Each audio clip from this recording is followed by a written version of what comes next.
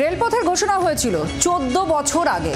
এরপর বাজেটে প্রকল্পটির অনুমোদন মেলে, জমি অধিগ্রহণও হয়, কিন্তু কাজ শেষ হয়নি আজও। থমকে রয়েছে বোয়াইচন্ডী থানা রেল প্রকল্প। ক্ষুব্ধ এলাকার মানুষজন।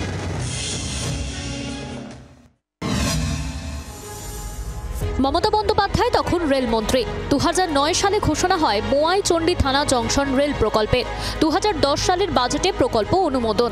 প্রথম পর্যায়ে খণ্ডঘোষ ব্লকের কিছু অংশে কৃষকদের জমি নিয়ে মাটি ফেলে রেলপথের কাজ শুরু হয়েছিল।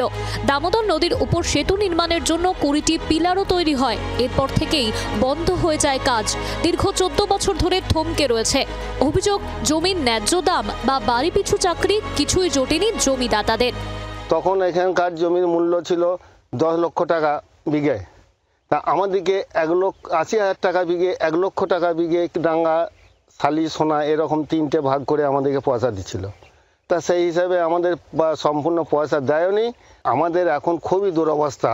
যেসব ল্যান্ডের ওপরে আমাদের রুটি রোজগার বা সংসার চলে, তা সেইগুলো না থাকার কারণে আমাদের সংসার অচল হয়ে যাচ্ছে। চাকরি প্রতিশ্রুতি দেওয়া ছিল যে যাদের জমি যাবে তাদের ঘর পিছু একটা করে চাকরি হবে, সেই হিসেবে আমাদেরকে এখানে মাটি ফেলানো করালো।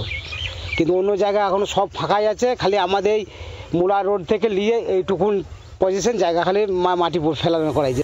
রেলপথ চালু হলে হুগলি, বাঁকুড়া, বিষ্ণুপুর সহ বিস্তীর্ণ অঞ্চলের মানুষ সরাসরি সংযোগ পাবেন। পাশাপাশি দুর্গাপুর, আসানসোল, বোলপুর, শান্তিনিকেতনের মতো গুরুত্বপূর্ণ স্থানেও যাতায়াত সহজ হবে।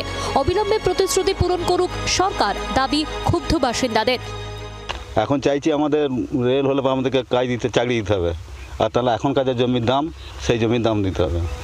দীর্ঘ 14 বছরের অপেক্ষা, আর কত বছর লাগবে? অপেক্ষায় বিস্তীর্ণ এলাকার মানুষ। চন্দন ঘোষের সঙ্গে পার্থ চৌধুরীর রিপোর্ট, জি 24 ঘন্টা।